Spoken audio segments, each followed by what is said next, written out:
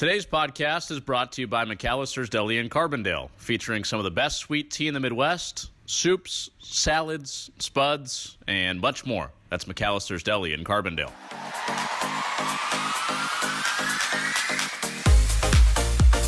We're racking up a ton of points the past 2 weeks on the Saluki Standards Podcast. Cartasia Macklin last week, and Mr. 2000 himself, Kent Williams, this week, formerly of Saluki men's basketball. Hey, thanks for being back with us. I'm your host, Connor Runyon. Now, Kent is from Mount Vernon, which is just an hour up the road from SIU's campus. A Southern Illinois native turned Southern Illinois Hall of Famer, so the geographic ties and staying at home and having great success obviously has gone a long way to endear Kent to Saluki fans for a long time. And 2,000 points sure helped. 2,012 points in his career. That's second all-time in Saluki history. And you try to trim down some of the other accomplishments in Kent's career, and the list is very long, but we'll consolidate it to this. He was part of two NCAA tournament teams when he was at Southern. 2002, they went to the Sweet 16, and the reason that year was obviously significant was it was the start of the program going to 6 NCAA tournaments in a row. Kent kickstarted his coaching career after that.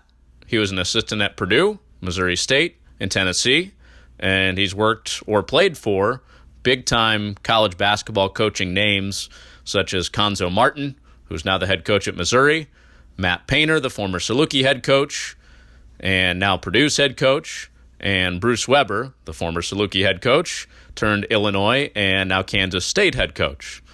Kent now has his own head coaching job. He's in his third year at the Smet Jesuit, coaching at the high school level in St. Louis, and he's done a fantastic job there. He built the program from his first year, having just 7 wins, to the biggest turnaround in program history, their second year, and now he's coming off back-to-back 20-win years.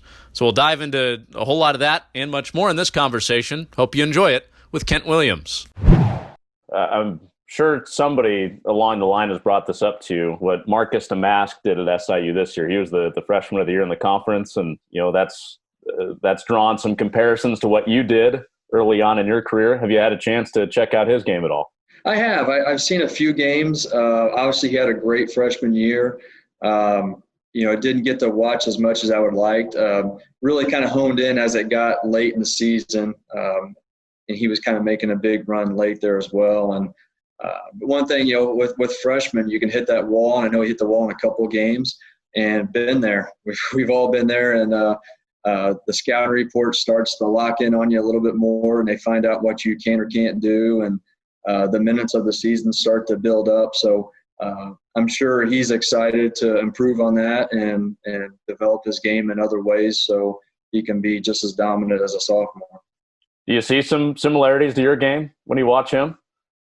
Yeah, I do. I feel like when I played, I tried to use my smarts as much as possible. Being smart and being tough are the main two things I tried to take in every game, and I definitely see that in his game. He's got a high IQ, knows how to get a shot off. And when you watch some guys play and they learn how to move without the basketball, I think he does a pretty good job of that. He's kind of a different player than I am, and a little slightly different position on all that. But knowing how to move without the basketball allows you to get opportunities to score. And it's kind of become a lost art. Hopefully it can kind of work its way back in a little bit here. And that's what I really tried to do was, I would score a lot of points sometimes without having the ball in my hands a whole lot of minutes or a lot of seconds. You got to move and chase guys around, have guys chase you around, read screens and find ways to get open. And but also that and you need a lot of good teammates to help you with that too, good screens and good passers. One of the great coincidences I thought was the game winner you had your senior year at Missouri State. It was 17 years to the date of the buzzer beater against Missouri State at Banterra Center that Damask hit this year. Okay. Do you remember that play pretty vividly when you had on the road? Yeah, because at that time we had never won at Missouri State. That was the only school that I've never had a win. That was my senior year, and it's like, man, we got to get out of here with a win because I'm not going to go 4 years without getting a chance to win at every single place in the league. And we had chances, and we started to let it slip on us. But, yeah, I remember I actually, before that play, I could have tied it up. I got fouled on a 3, and I had 3 free throws, and I made the first 2, and I missed the third one to tie it. So you kind of go from, are you the choke guy or are you the hero? So luckily I got the ball back and was able to go make a play. So those are the hard ones, right? It's a little bit easier when the game's tied, but when you're down 1, yeah, those are the hard ones. Down 1, yeah, there's pressure on you to try to make a play. Obviously, there was pressure on the free throw as well. You're down 3 and you're shooting 3 of them. Got the first 2. Usually, when you make the first 2, you feel good about you're in kind of a rhythm. You're going to make the next one. Unfortunately, I missed it, but then we got the ball back, and we designed up a play. I got the ball, and I drove it and kind of saw the back of everybody's heads, and I just kept going. I figured I was going to have to stop and shoot a pull-up at some point, but it just kept opening it up, and you just take it to the basket. Sure. You obviously grew up in Saluki country and being pretty familiar with the conference, and I remember hearing an interview that you admired guys like, Ashraf Amaya and Chris Carr, who played for the Salukis in the 90s. Did you ever get a chance to meet those guys when you were growing up and going to games? Yeah, not so much growing up. I do remember going to a camp down at SIU, and I think Chris Carr had just put his name into the draft and was in a dunk contest, and he was, putting on all kinds of dunks for everybody down there. But as I got older and obviously came to SIU, those guys came back and scrimmaged with us a lot, which was great. It's always great to have the veteran players, the alums come back. So I remember the first time playing against Amaya, he drop stepped to go in for a layup, and I reached in to knock it out of his hands. I think I was a freshman, so I was pretty young, and I went to hit it, and his ball, it just kept going right through my hands like my hand didn't even exist, and realized how strong and tough he was on that play right there. And I remember Chris Carr coming back. It was the first day that we had to run the mile, and I had never ran a mile in my life for a time. And so we ran a mile. We had to get our 5:30 time. I knocked it out, but I could barely walk after it. And they're like, hey, we're going to go over and scrimmage. Chris Carr is here. I'm like, oh, great. Okay. Can't even hardly walk. So then we go over there, and sure enough, I got to guard him. So now I'm guarding a guy that's an NBA, and just ran a mile. I could barely even walk back from the track to the arena. But it was great playing against him, and actually he gave me some good advice at the end of the scrimmage. And then later on, when I graduated, my agent was in Minneapolis. So I went and worked out with Chris because I think he still is in Minneapolis now. But I went and worked out with him up there quite a bit during that time. So it was great to get together with him. What was the advice that he gave you? He talked about getting my shot off, just, footwork into it and just being quicker and more efficient, because I shot fake a lot and I shot a lot of pull-ups. And, again, I just got done running a mile, so my footwork probably wasn't great. But I do remember shot faking and going by and trying to shoot a pull-up. And he just talked about being efficient with your feet.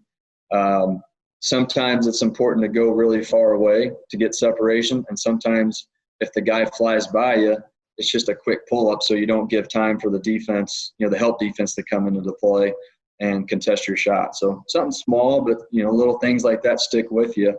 And just a little bit of that to get your shot off. Sure. When did it kind of become clear to you that basketball was going to be your ticket to going to college? Well, I was always in love with basketball. Played it my whole life. Growing up in Southern Illinois, you don't really know what your opportunity is going to be. You don't know if you're playing against the best guys or not. And this is, of course, before the internet was a big thing, so you can't look up and see what all is out there. You're just watching what you see on TV. So, from an early age, I was able to advance pretty quick. When I was a fourth grader, I was playing with the sixth graders.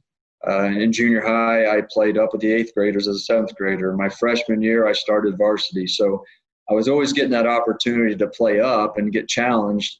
And that was always my goal, was to get a chance to play in college. So I think once it really became real was my sophomore year. We went to state, had a great game up there at the state tournament. And then all of a sudden, the letters and phone calls start coming into the coaches, and you're like, okay, this is really starting to happen.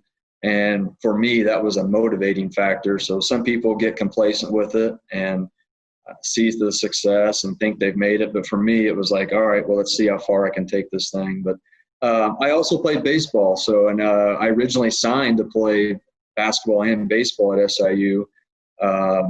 So I was kind of going through in high school trying to figure out what route I was going to take. I was kind of more naturally good at baseball, but basketball was always my love.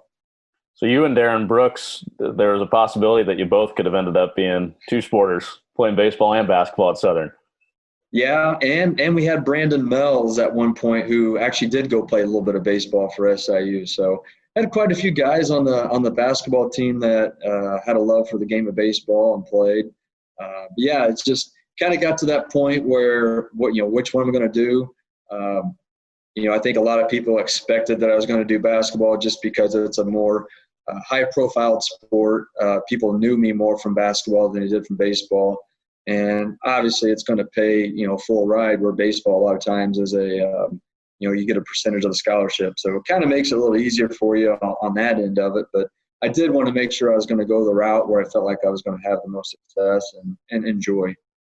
I've heard Bruce Weber's version of recruiting you and kind of when he laid eyes on you for the first time. What's your recollection of the first time that Coach Weber came to see you play? I didn't think he liked me as much.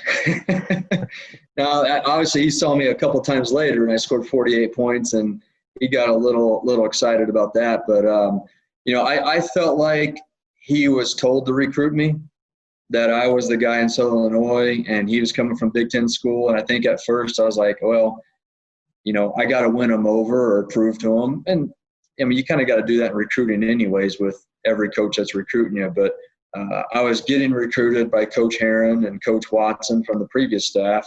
And obviously I felt like, hey, he's just coming to see me right now because he's been told to.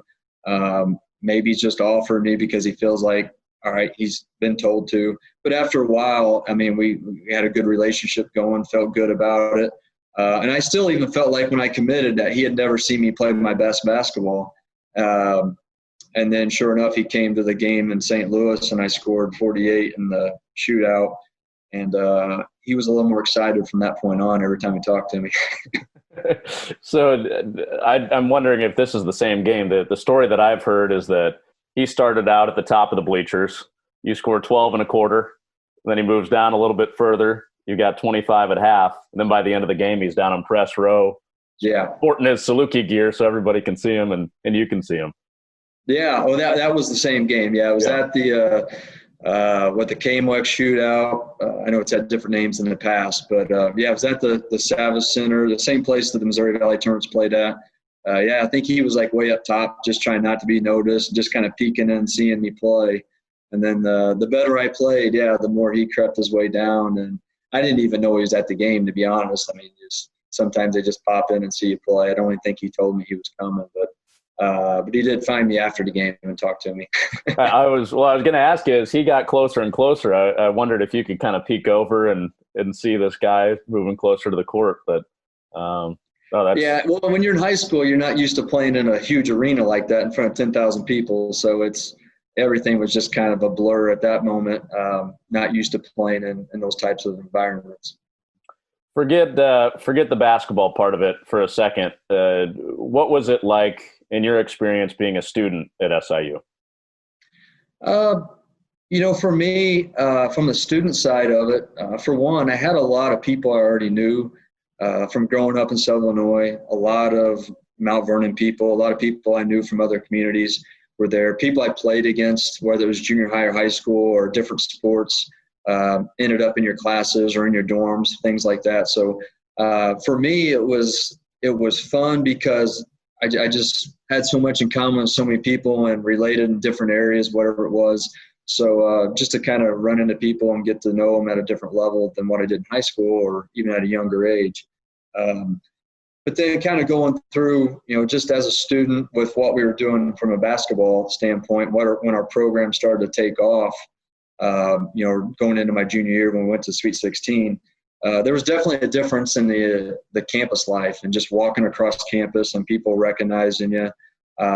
and it's just got such a small town feel where everybody feels like they know you, can talk to you, say hi to you. You walk across campus, and I've been on a lot of campuses, especially as a coach, working at different places, and there's some places where people bypass and don't even look up. I know it's different now. Everybody's got their phones out and all that. But when I was in school, it seemed like every person you cross would say hi or would acknowledge you. And I've been to a lot of other places where their heads down, they walk by and you don't say a word to anybody when you cross campus.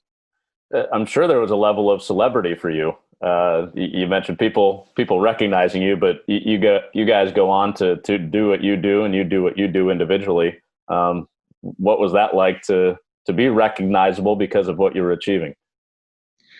It was, at times it was fun just because people knew who you were and they would talk about the game and they're recognizing something that you're accomplishing as a player, and you put a lot of time and effort into it.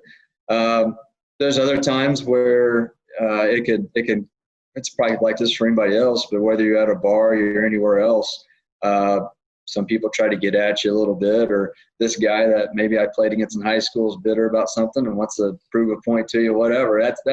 That's part of being a hometown guy too, is you got to deal with some of that as well.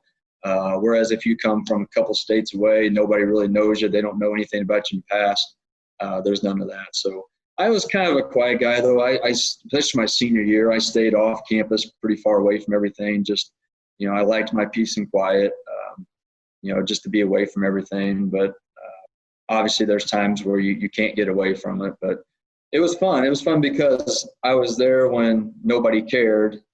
And then when they start caring, okay, you can take some of that comes along with it, which is great because now they're recognizing what we're doing as a program. Yeah, you got to see both sides of it for sure. I want to go through some of the bigger games in your career and kind of get your first thought when you think about that game. The first one, December 2001, you guys play a ranked Indiana team at home and beat them. What's the first thing you think of when you think back to that game? That was the stepping stone for our program to move forward. And I think about the smoke. I feel like it was a smoky game because of the fireworks. So it's almost like a little bit of a dream in my head sometimes, because even as I was on the court, there was like that smoke and cloud up in the sky. But then the fans storming the court. But the thing that I think of a lot when I think of that game was two things, really. One, Dane Fife guarded me the year before and shut me down at Indiana. And I had to really mentally get in my mind saying that, hey, I know how he's going to guard me. He's not going to give me any space, but he's not going to block my shot. He's a guy that's just going to crowd you, but he's not going to try to jump block my shot. He's just going to try to contest. And if you see in that game, there's quite a few shots I made where, our hands are hitting as I'm following through, because I just had to have in my mind, I know he's going to be right there. You can still shoot it, and you're going to be fine. He's not going to block it. You just got to get locked in on the rim, because sometimes it's easy to get, distracted with a guy contesting your shot. It gets up in your face a little bit, and you're worried about the block. So personally, that was one thing I thought about going in the game. And then as a team, the week before we played Illinois and felt like we should have beat them. Illinois was number 2 in the country. Play them in Las Vegas. We get beat by 3. But after that game, Coach Weber told us, he's like, guys, the cat's out of the bag. You're a good team. You can compete with any team in the country. Now you guys just have to believe it. When we went into the Indiana game, it wasn't, man, I hope we can beat them. We had the mentality like, we're going to go beat these guys. So when that mindset changes, things in your program change, and that's when it really started to go in the right direction. What memories flash back when you think about being in the middle of the court storming after that game? Those are fun. You're jumping up and down. You're celebrating, and then you're just trying to get out of there. Trying to get out of there without trying to push anybody out of the way, or I don't know. It's like you see your teammates and you're jumping up and down. You're hugging each other, and then all of a sudden, there's a million other people out there that you get separated from your teammates real quick, and everybody's hugging you, high-fiving you. It's like, I don't know. If there's one thing that can bring everybody together, it's a win like that, because nobody cares. Everybody's hugging and getting high fives and having a good time. All of a sudden you find yourself in the middle of a crowd of people you don't recognize away from your teammates, right? Yeah. Well, then you're like, how long do I stay out here? Do I head back in? And, there's a couple people. We got back to the locker room, like, well, where's so-and-so at? They're still out there in the middle of the mob right there. Did you know that Southern Illinois University awards students $10 million annually in scholarships, has test-optional admission, and in-state tuition for all U.S. residents? SIU offers hands-on, career-focused learning in every major, which are supported by internships and community service and the potential for study abroad and more. Southern Illinois has faculty who bring real-world experience to the classroom and the classroom into the real world. See what SIU can do for you at the next open house. Registration and info at siu.edu/open house.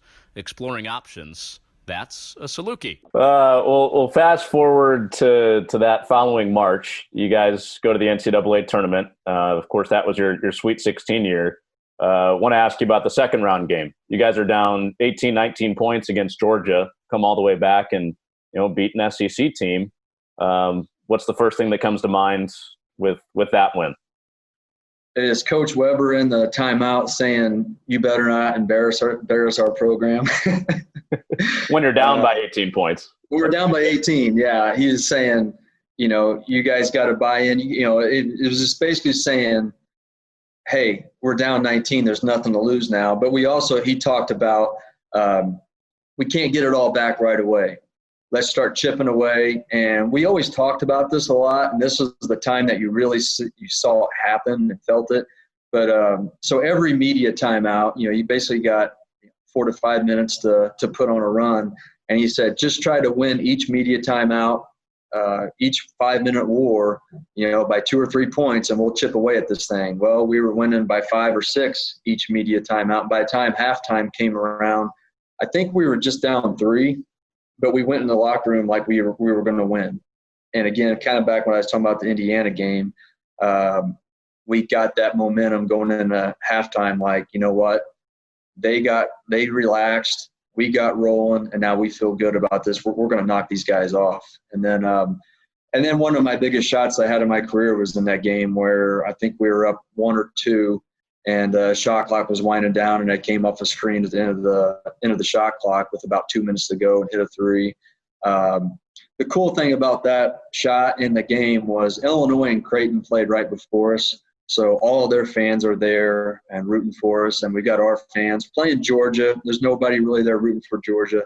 So when that ball went in, it was kind of like, all right, we're up 5 with 2 minutes to go. We sealed the deal. And I could just remember when it goes in, the whole arena just hands going up all at the same time. And it was definitely one of those goosebump feelings that you get. I always talked with Mike Reese. We're both big fans of silent in the crowd. But I wouldn't trade that one in. That was pretty good. It was a pretty good feeling for the crowd to stand up on that in a big game like that. You were able to process that right away, that was a kind of a goosebump moment in the moment? Yeah, because, it was – obviously before I shot it, you're caught up in the game and you're running the play and trying to finish the play. But as soon as it went through and you could just feel the roar of the crowd and you kind of know at that point, like, that was, all right, that one hurt Georgia right there, because if we miss it, they go down. It's a one-possession game. That puts us up 5, and it just slid under 2 minutes. And it just felt like that was a huge shot in the game that gave us the momentum, and they never really got back. They never really had a chance after that, looking back on the game. There's a pretty cool picture of you guys getting back at the airport in Marion, and you guys are holding up the front page of the Southern, and it says "Believe It" with a picture of you guys on the front.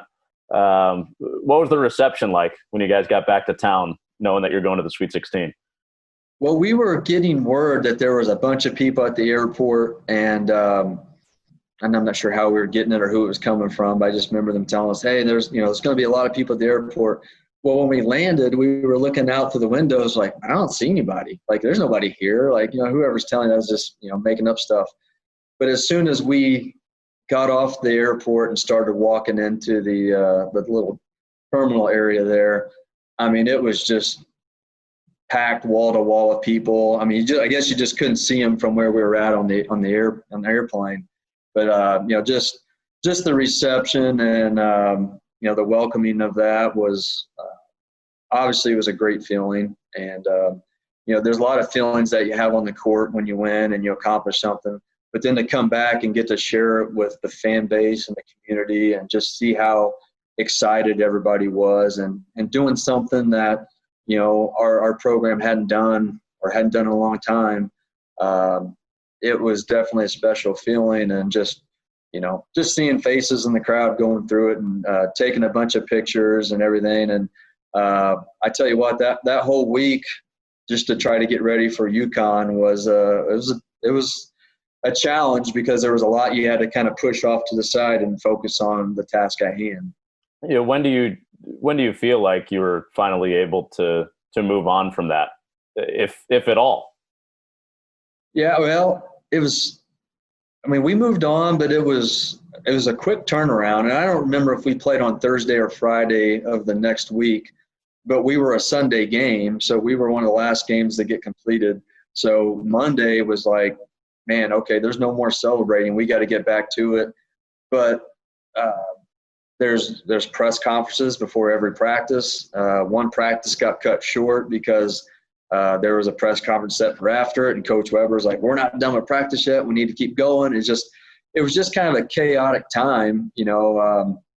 If you're at a high major program and you're used to media being there all the time, and when I say media, I mean like, having groups of people there and a lot of people at the press conference, you're probably used to that, and it's probably not that big of a deal. But for us, not used to having cameras at practice and seeing everything that we're doing, and then after practice, go sit in the locker room for 30 minutes and being interviewed right and left, and all of a sudden, the best damn sports show is calling you to have you on the show, and you're doing stuff like that. It's like, there was a lot to take in that week, and then still try to process it and get ready for a game that we weren't accustomed to. Yeah. Go forward another year, 2003, you guys get back to the NCAA tournament. It's a controversial ending at the end of the Missouri game, and that ends up being the last game of your Saluki career. How much anger was there for you about how things ended in that Missouri game? It's when you get beat, you're obviously angry, trying to take it in. But when it's also the end of your career, there's a lot of mixed emotions in there, because for one, I felt like we were going to win the game, and I felt like going into the game we were going to win. So then when it smacks you across the face that you got beat the way we got beat and your career is over, it's all, it just kind of hits you. And the thing I remember the most about that game, once it was over, was that it was in the dome there in Indianapolis, and it was such a long walk to the locker room. I think we had to walk out the side and basically walk the length of the football field before we turned and went back inside to I just remember Coach Weber walking there, and he was mad, and it was a long walk to process. You're sitting there processing everything, where a lot of times you're just out the tunnel and you're in your locker room and you're sitting there. But that was like the longest walk of my life, just walking there and just knowing it was over. Obviously, if there was one moment I would love to have back, it'd be that shot again, just square up just a little bit more. I knew it was off right when I shot it, but if I just squared up just a little bit more and didn't rush it, I think I would have made it, because I had the right distance. It was just off to the right.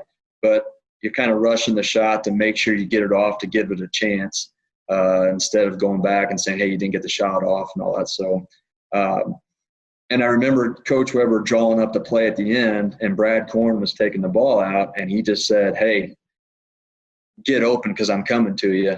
And the play had me running all over the place to get to the spot. He was just waiting, and finally delivered it to me. So he was like, I'm going to get you the ball, but get there. So unfortunately, it didn't go in, though.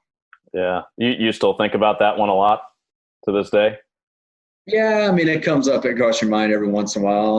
Obviously I'm over it now, and that's a long time ago, and I've had a lot of other moments from a coaching standpoint that have came into my life since then. And but yeah, it's just one of those that there's things that happen in your career as a player. You're like, I wish this. Well, that's one you're like, I want that shot back.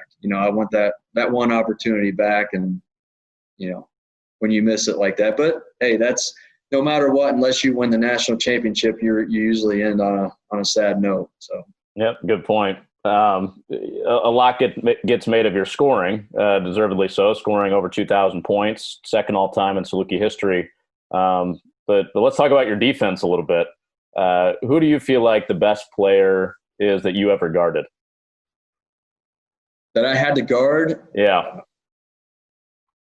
Well, in the Connecticut game, I was guarding Ben Gordon, and everybody was talking about Caron Butler, and obviously Okafor is a 7-footer, and nobody really talked about Ben Gordon much. But I remember coming home saying, hey, guys, there's this dude named Ben Gordon. He's going to be pretty good.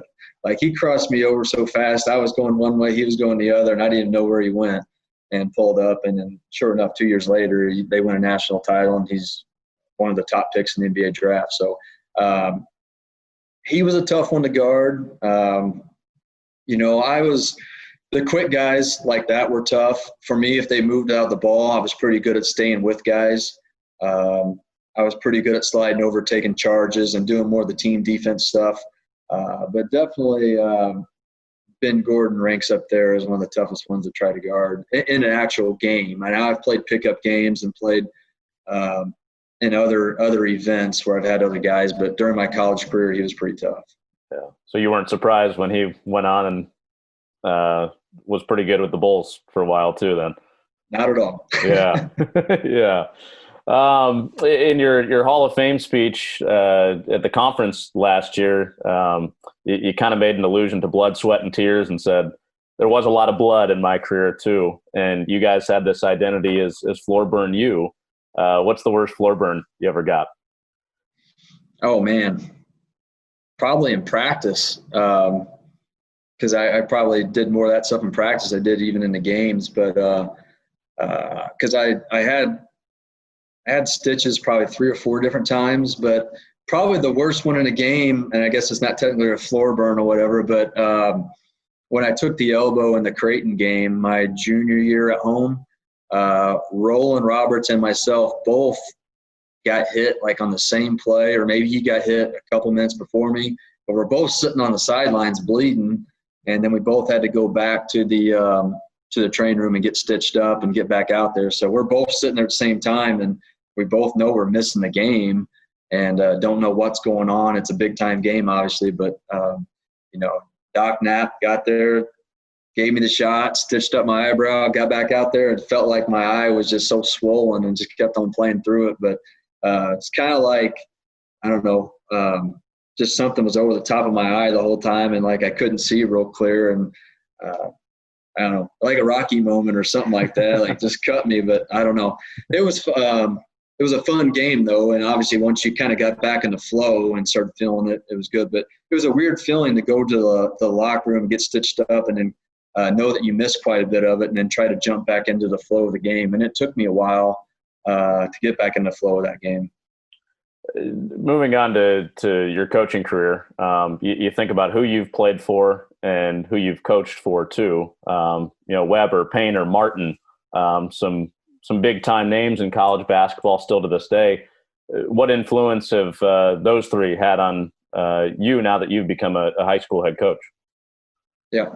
Well, what I tried to do is take a little bit of all of them. And I think that's what every coach should do. And I think a lot of coaches try to do that. Take advantage of the minds and the brains of the people that you're with. And even as a assistant coach, when I would be doing scouting reports, I would watch other teams' plays and pick up on something that they would do. And like that, you kind of keep a file like, hey, I like this play. I like this style. And then what your coach is doing every day. But the biggest thing with all three of those guys, they do a good job with relationships with their players. I think as coaches, we spend a lot of time thinking about plays to score or defenses you can run and things that you're doing on the court when 75% of what you do is with the guys off the court and trying to build a culture, trying to build relationships with your players. And all three of those guys that you mentioned do a great job with that. So just try to follow their lead, and I communicate with our guys. These last 2 months have been difficult because we can't see each other. We've done some Zoom calls and do a lot of text messages as groups, and I'll send challenges out to the guys and just try to find ways to stay engaged with each other during this time and not draw apart. So, and I've got good players, good kids, and they all do a good job of staying in touch with me as well. With those guys, and I think even going back to your high school days, you've been around a lot of motion offense in your life. Are you sticking to that with the Smet now? We haven't been running it right now. There's a good chance I'll go back to that next year. I got two big guys. I've got a 6'10" center and a 6'9" power forward, both guys from Africa.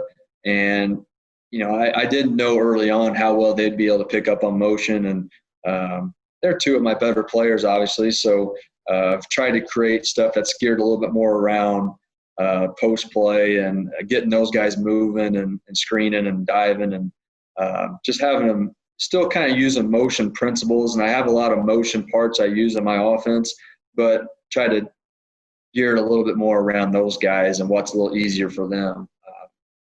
For example, the first day of practice with them 3 years ago, I've got one of them and I'm talking to him about ducking in from the weak side, and he just starts laughing. And I'm like, what's so funny, Yaya? And he's like, well, you said duck.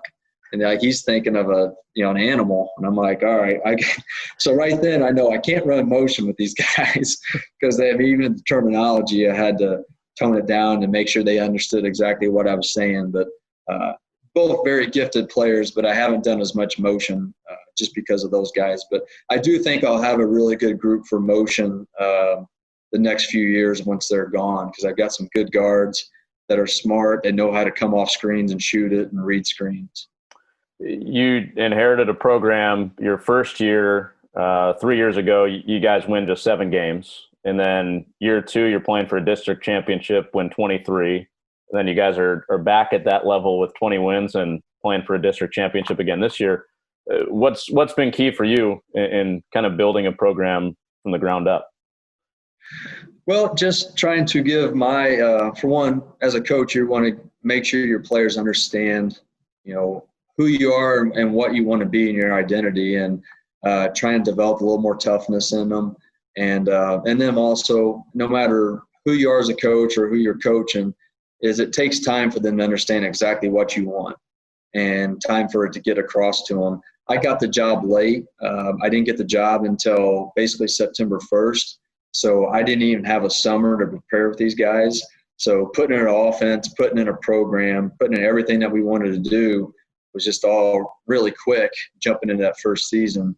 I played a lot of young guys. I had a good young group, and I rode with them. We took the losses, and knowing that, hey, in the future it's going to help them and it's going to help our program. Fast forward that a year later, like I said, you take that from 7 wins to 23. We set a school record for the largest turnaround. If we have a better draw in our district 2 years in a row, we're playing further. But we've had CBC in our district twice. They've got Caleb Love, who's a McDonald's All-American, going to North Carolina. So not an easy draw for us, but we've definitely turned the program around and got it going in the right direction. Got a lot of people excited about it, but really just getting buy-in. Building that culture, getting kids to play for each other. The toughest thing I had this year was we were very deep. I had 6 kids averaging between 9 and 11 points. So nobody stood out. The tough part about that was knowing, okay, who's having the game tonight, who needs to kind of be the go-to guy. Because when you have that many guys, some guys can get lost, or you might not be feeling like you're running plays for the right guy. Just got to feel out how the game's going. But with that said, they really bought into finding out who the guy was hot that night and try to feed him. And that's not coaching. That's those guys really buying in and knowing how to be good teammates for each other. Did you even surprise yourself a little bit by how fast you were able to get it turned around? Yeah, a little bit. I felt like we had a really talented group and they were coming along. You just didn't, sometimes you just don't know when it's going to turn into wins. Because the next year it could be more, hey, we're right there. We just missed a couple of games, but we got over the hump and we finished off the games and proved that we could win some tough games. And going back to what I talked about with me as a player when we beat Indiana or we should have beat Illinois, we had that moment. We got beat by a team in the championship game of our Christmas tournament, and they were a team that won back-to-back state championships, and we should have beat them. We had balls in our hands the last play of the game, and I went in that locker room and told those guys, hey, this is the December game. This game's in December. It's going to help us get ready for March. And, now you guys know. You didn't know if you're going to be able to compete with them coming into this game, and now you do know. And then moving forward, same thing. They kind of had that edge about them, like we're going into this game to win. So just getting that mindset to change and get the confidence. Yeah. For you personally, we'll wrap with this. I mean, you got out of coaching for a little bit. You were in the college game, and then you got into sales for a bit, and now back into the game with high school coaching. What perspective did you gain from stepping away for a little bit and getting back into basketball? Yeah, the stepping away was really good for me because especially at the college game, you're just so ingrained in what you're doing with recruiting and scouting, and you're so locked into it, and you're busy. For one, you don't have much time for your family. I mean, you're grinding and you're working away. Before you know it, you're picking up and you're moving to another state, and then just taking your family with you, and it takes a toll on them. For me, it was a chance to slow down and look back on things and just kind of get re-energized a little bit too. And, I ended up getting back into the college game for 2 years at SIU Edwardsville after the year of sales, and then ended up getting a gig at DeSmet, which is definitely a blessing in disguise. I didn't know I'd ever end up at a place like this and love it as much as I do, but I get to coach good kids. I get more time with my family. I love the people I work with. It's a great school. I'm just doing it a step earlier now. So I'm grabbing guys as high school age kids to prepare them for what I've done the last 11 years as a college coach, and saying, here's what they're looking for. Here's what you need to do from an academic standpoint, from a weight standpoint, from just a maturity standpoint, and obviously from a skill standpoint. So I go through those guys. But, the year away, my wife was pregnant with twins. So we had a lot going on, for when Konzo told me he was leaving and going to California, had a choice, to do that or not. And we had just found out that we were pregnant, and then we didn't know we were having twins yet. And then a week later find out that, hey, we're pregnant with twins. It's like, man, we got to make a tough decision here. And to move across country with 2 kids and 2 on the way was definitely a time in my life where I felt like I had to make decisions based on family, when pretty much everything else I was doing was based on me, making my career moves based on where I want to advance to and my goals and dreams. So now it was time to start making some decisions that was based on more than just one person. Worked out all right getting to do both, right? Yeah. So it worked out great, and I'm very happy where I'm at right now. Hopefully this year is the year we can break through and get to state. And I only losing one player. We lost one senior, so we got so many guys coming back. We'll be one of the top teams in the state of Missouri in the preseason rankings. So hopefully everything goes to plan, and we have a season and everything, have school year, and the coronavirus goes away and we can still get back to our normal lives, because it could be a really fun year for us. Yeah, hopefully we have some ball here soon. But really appreciate you doing this. I know the Southern fans always enjoy hearing from you. So thanks a lot. All right. Thanks for having me on.